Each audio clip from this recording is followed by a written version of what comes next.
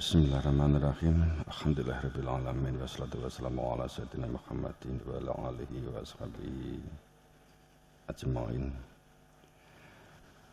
Allahumma ya muqallibal qulubi tsabbit qulubana ala dinik. Allahumma ighfir lana kafadaqi wa nawwir qulubana bi hidayatin.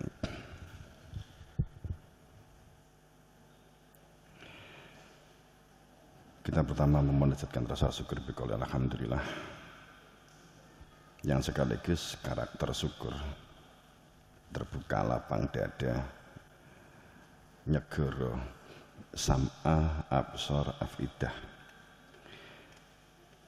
bukan sekedar masalah telinga mampu mendengar, bukan sekedar masalah mata mampu melihat, bukan sekedar otak untuk bisa berpikir. Lebih dari itu adalah sam'a, menyimak, mencermati, absor, mengamati, menganalisa, afidah, mentafakuri, bertafakur, mentafakur fi anfusihim, tentang diri. Hidup ini bukan masalah permainan, hidup ini bukan ya memang laibun, ya dunia itu permainan, tapi tidak main-main, berkaitan dengan hidup hanya sekali, meninggal itu hanya sekali. Jika kembali kepada Allah abadi abadan, selamat abadi abadan, tidak kembali juga abadi abadan. Pada saat mereka mengatakan hanya masuk minanar, hanya masuk neraka ayam memadudat, hanya masuk neraka beberapa hari saja, kena wis resik mlebu surga. Apakah mereka sudah terikat janji, ikatan saya bersaksi, kan gitu ya. Makanya syukur menjadi model sekaligus modal beragama yang pertama untuk dalam jiwa fakir, demi sebuah keselamatan yang lahir ataupun yang batin, supaya manusia tidak terkungkung, terjebak oleh retorika kehidupan dunia lahiri jasadiyah, akan tetapi berada di dalam sebuah kehidupan yang sebenarnya, kehidupan yang al-haqqah ma'adraka mal-haqqah, kehidupan yang mengetahui untuk apa kita di dunia, untuk apa kita hidup, untuk apa kita bernafas. Kenapa Allah menjadikan kita hidup di dunia dan lahir di dunia, hidup di dunia dan meninggal dunia. Itu adalah bagaimana supaya jika sewaktu-waktu masa pakai jasad habis dapat menyatakan selamat atau kembali, sehingga kita tidak dikungkung oleh prasangka suudon, tapi berada dalam kepastian. Kedua, salawat salam pada junjungan kita Rasulullah Sallallahu Alaihi Wasallam, yang keberadaannya sebagai Nur Muhammad, sebagai Khalifah fil ard, sebagai Khalifah wakil Allah di muka bumi, menunjukkan keberadaan dia. Wahyu ilahi nuhila ilaha ilahua, menunjukkan keberadaan dia zat al-ghaib yang Allah asmanya, supaya dapat dikenali secara pasti. Dunia ini berada di dalam ketidakpastian. Jika batinnya tidak di dalam kepastian, maka hidup ini di dalam ketidakpastian. Kita akan diumbang-ambingkan dengan situasi dan keadaan. Maka beragama itu sesungguhnya adalah ada kehidupan yang ragawi dan ada kehidupan yang batini. Semuanya menuju kepada ini hadza ummatukum ummatan wahidah. Semuanya menuju kepada ini hadza, dengan sebenar-benarnya, untuk merealisasikan ini hadza sebagai sebuah kehidupan umat di dunia.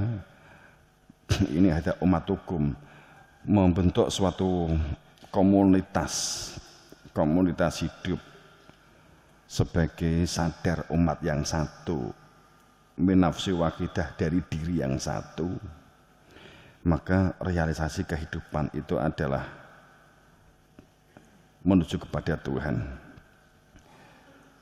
Dalam bangunan kebersamaan dan kekeluargaan ada dua dimensi. Dimensi yang lahir ini tidak memperkarakan weki agamamu apa, keyakinanmu apa, asal sama-sama membuat kebaikan, membuat kemaslahatan, membuat kesalehan, peduli, membantu, menolong, itu adalah keniscayaan. Kemudian yang dimensi batiniah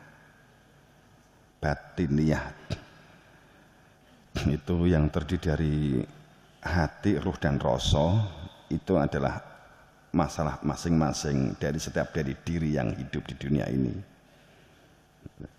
Bisa beda apa yang berada di dalam batin, sing di batin beda-beda, tapi secara perilaku syariat sing dipangan podo, sing diumbi podo. Ini maka kalau beragama itu mengetahui intinya, maka kehidupan berdunia itu menjadi jelas, menjadi konkret, menjadi tidak terkoyak oleh perbedaan warna kulit, perbedaan apa yang dibaca, perbedaan apa yang dipikirkan, perbedaan baju, suku, bangsa. Ini. Maka saya mengungkap bahwa makanya beda kan boleh. Beda itu bukan berarti kita tidak mendukung nyengkuyung yang menjadikan kita beda dengan yang lain. Kita Islam, ada yang Kristen, secara syariat kita tidak berperilaku membedakan dalam hal kepedulian. Kalaupun kita mendahulukan saudara itu karena adalah masalah prioritas, bukan masalah kebencian, kedengkian, dendam, dan seterusnya. Itu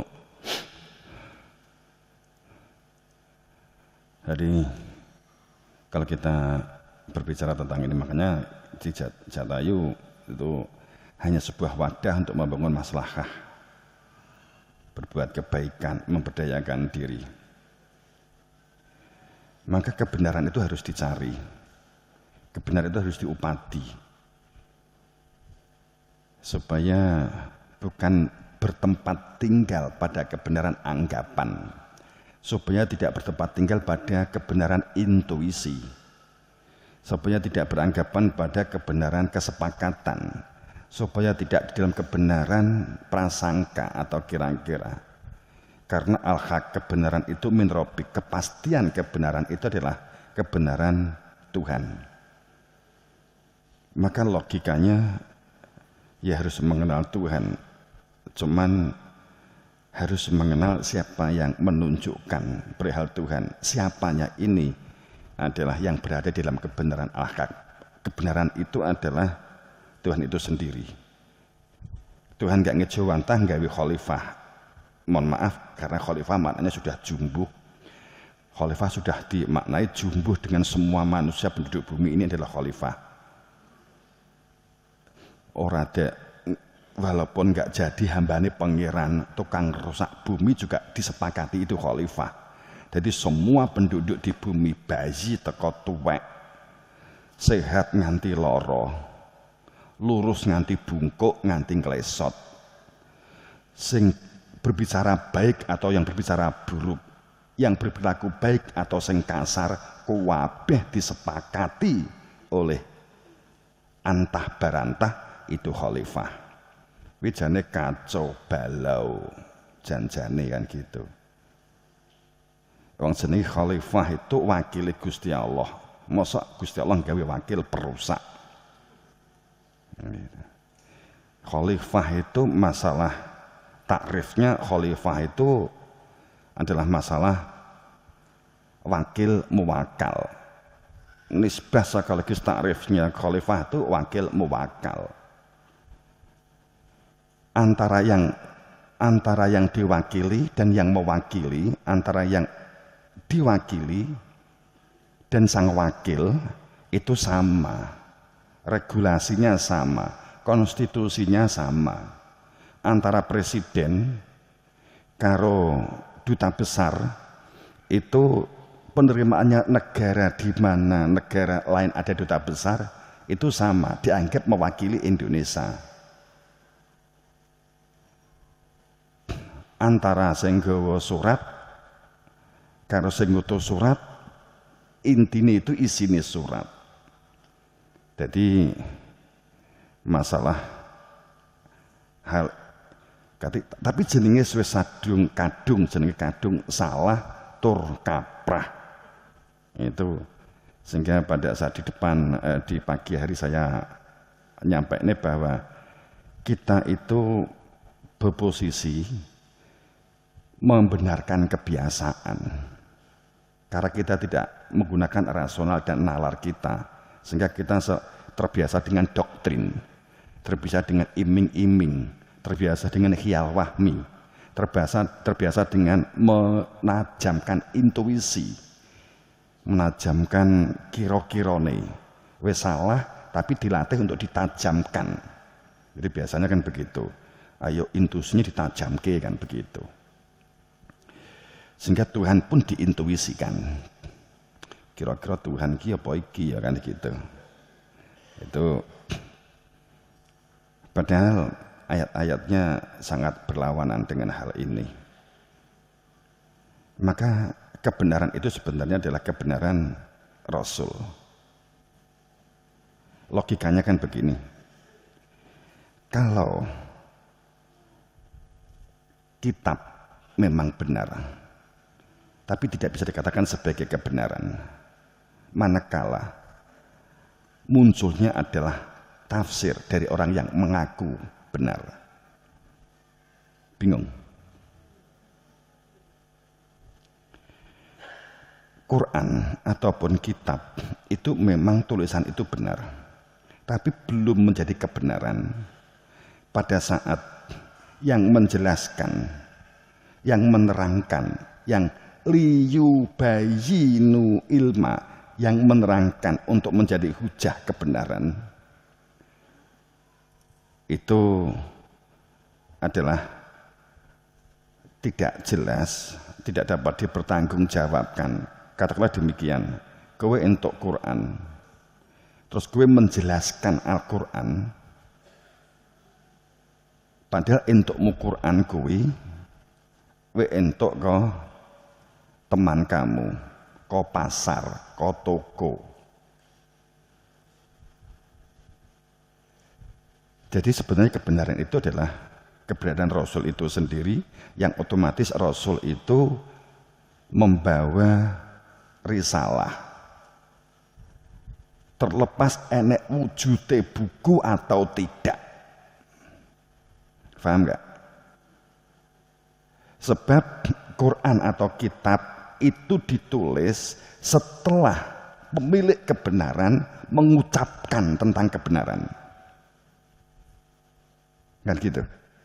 Maka dia menulis, maka disebut itu adalah Quran atau kitab. Kalau kita ingin tahu apa yang dimaksud dari tulisan itu, yang bisa menjawab pasti siapa? Orang yang menemukan di tempat sampah tadi? Tentu bukan. Kalau kebenaran setiap orang memperoleh di tempat sampah, di toko, di pasar, di Gramedia, langsung merasa berhak, bahkan merasa sebagai kebenaran, pasti terjadilah ambigu, pasti terjadilah rancu, pasti terjadilah dualisme. Maka benturan-bentroan akan terjadi. Perbedaan bukan berarti mengurangi rasa cinta gitu ya. Makanya kebenaran itu Quran watabi, mencarilah hingga ketemu kemudian ikuti. Maka Quran itu disebut, difahami secara umum, difahami ya memang ada hadisnya dari Tirmidzi juga ada, bahwa Al-Quran itu dibaca akan memperoleh syafaat. Oke, iya. Oke, iya. Kalau kamu untuk buku tuh Gramedia, bahwa kamu nek untuk tuku buku tentang masak, kowe engko entuk syafaat dari buku itu. Ya. Saat kowe tuku buku masak, setelah dari rumah, mbok cakne masake kuwi. Wis sadurunge gak entuk, gak iso masak, gak patek iso masak, kemudian kowe tuku buku masalah masak. Terus kemudian kowe pengen entuk syafaate bukunya itu. Terus akhirnya mbok apa nih? Sekok teko ngomah dilatih, kemudian kowe masak mbok suguhne bojomu. Bojomu malah seneng. Lah ini bentuk syafaatnya. Dan gitu. Tapi nek kalau kamu ingin tahu pasti, nek enek jeneng bumbu, enek jeneng material sing ditulis kowe iki gak dong. Takoke nggone sing nulis buku kan mestine. Orang mbok tafsir dhewe-dhewe mbok sepakati iki kira-kira apa ya kan gitu. Kan kacau. Mbok akhire rasane nyeblang, ya wis ngono kowe, petunjuke buku ngene pede banget kan gitu. Itu yang terjadi. Generasi terus generasi apa meneh carane masak dari buku itu, penerus sing maca buku gak entuk padha. Wis saya biasa. Gak entuk padha itu maksudku piye to? Karena sarjana S1 S2 nek nggawe deskripsi, membuat skripsi, disertasi itu enggak entuk padha karo sing ditulis Al-Ghazali. Nek padha jenenge plagiat. Berarti artinya apa? Semakin beda, semakin murni, semakin otentik, itu adalah semakin bisa merekayasa. Semakin nyeblang, semakin baik. Nek pomone Al-Ghazali gawe ngene, bla bla bla, nafsiran Quran begini. Kemudian kowe gawe tafsir dhewe beda. Sing penting iso ngiyel karo pengujine. Kowe menang, iso dadi sarjana. Semakin menggok berarti semakin benar. Semakin salah berarti semakin sarjana, kan begitu. Itu yang terjadi. Dan itu sudah berapa generasi? Wis berapa sak? Wis pirang sak? Sak itu sarjana agama kan gitu. Kan gitu. Itu kan contoh. Padahal wala yamlikul ladzina yad'u min duni syafa'ah ila man syahida bil haqq wa hum ya'lamun. Aja ngarep-ngarep kowe iki di jerone syafaat. Wong sing di jerone omahe wong sing entuk syafaat lan kowe iki entuk syafaat. Ora entuk. Lan kowe yo ora iso ngekeki syafaat, enggak bisa meluberkan syafaat. Kowe yo ora entuk syafaat, ora iso ngluberke syafaat. Min dunihi, apapun yang kamu lakukan, apapun yang kamu orientasikan, tetap tidak berada di dalam sebuah yang melikulati, tidak berada di jerone kekuatan, kekuasaan, cakupan syafaat, kecuali syaratnya kudu kok penuhi. Kamu harus menjadi manusia man syahida yang telah terikat di dalam bersaksi, kowe telah terikat dengan aku wis ndelok. Syahida itu fi'il madi. Fi'il madi itu kemutlakan bahwa sudah dilalui, sudah ditempuh. Bukan yashhadu, tapi syahad. Syahida bil haq. Jadi wis temen-temen kowe iki wis weruh apa sing diarani hakikat. Duduk konsep, duduk deskripsi hasil kesepakatan. Wahum lan siro dan kamu itu ya'lamun. Ya'lamun ki ilmu, bukan amal, beda. Antara ilmu dan amal itu beda. Kalau ilmu alim ain lafmin, saya baleni, nek ilmu ain lafmin, nek amal diwalik hurufnya podo ain mim, kan gitu. Ilmu, amal, mim lam amal kan begitu. Ilmu karo amal itu beda. Nah ilmu itu sesuatu yang akan membuka hakikat, kalau amal itu perbuatan, wawasan, wacana, itu wawasan, wacana, pengetahuan. Itu beda. Makanya jadi intinya gini ki, man syahidah bil haq wa hum ya'lamun. Kudu wis nekseni. Kemudian ada ayat lagi begini. Wong-wong ora bakal entuk syafaat ati ahdanur rahman kecuali orang-orang itu mengikatkan kehidupan. Lah ini ada dua dimensi begitu ya.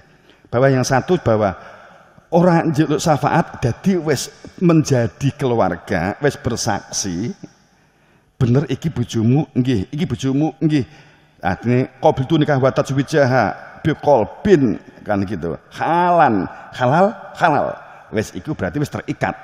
Syahida bizaut, syahida bil pasangan itu sudah terwujud. Kemudian saat kamu bekerja hasil duwike mbokekne wong wedok sing wis mbok dadi bojomu itu menjadi keharusan begitu loh. Nanti ada jadi kemudian bangunan sosial, bangunan kemasyarakatan, bangunan kebersamaan kan gitu. Ada dua, ada syafaat disyaratkan wis bersaksi, kemudian yang kedua nek wis bersaksi supaya tetap di dalam syafaat yo membangun kehidupan sosial. Sekali lagi bahwa surga neraka itu konsekuensi dari apa yang kita alami dan yang kita lakukan saat ini, bukan masalah hadiah.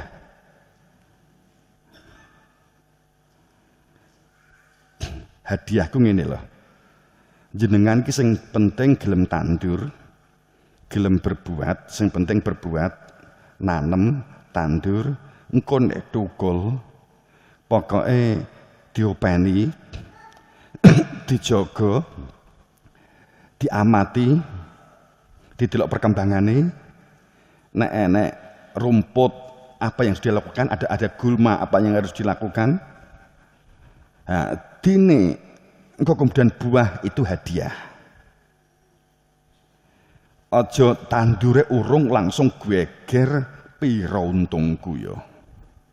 Nah, tandure urung malah duwe lemah wae nyewa urung wis geger kan gitu.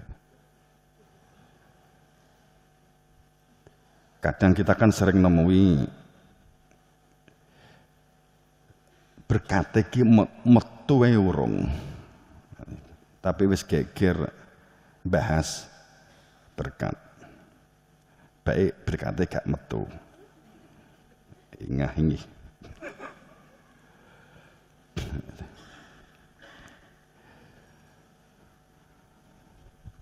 Jadi tentang ilmu. Kemudian shot wal Qur'anil dzikr,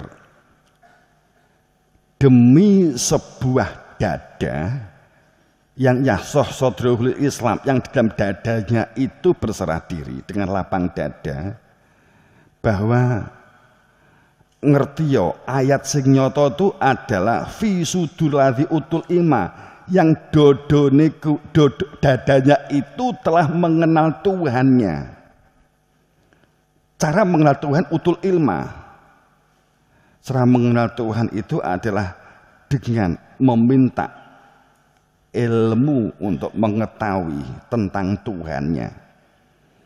Sot dodo sing di dalamnya itu ada Al-Quran, mergo enek zikir.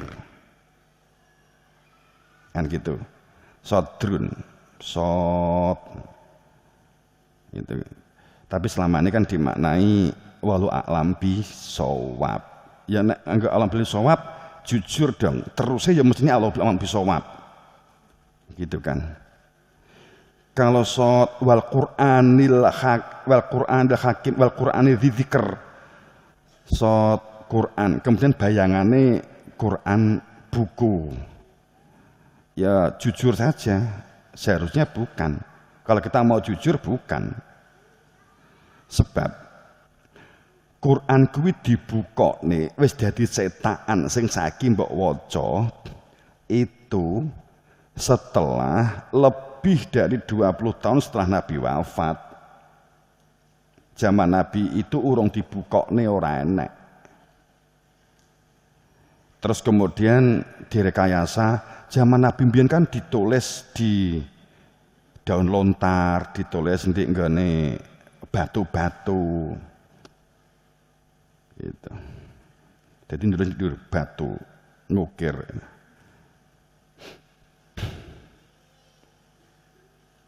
Logis. Ya, itu kata terusnya gak nyaman. Nanti pada saat ya itu karena memang dari penghafal yang kemudian dikumpulkan untuk ditulis gitu. Walid bin Walid atas perintah Umar gitu ya. Khalid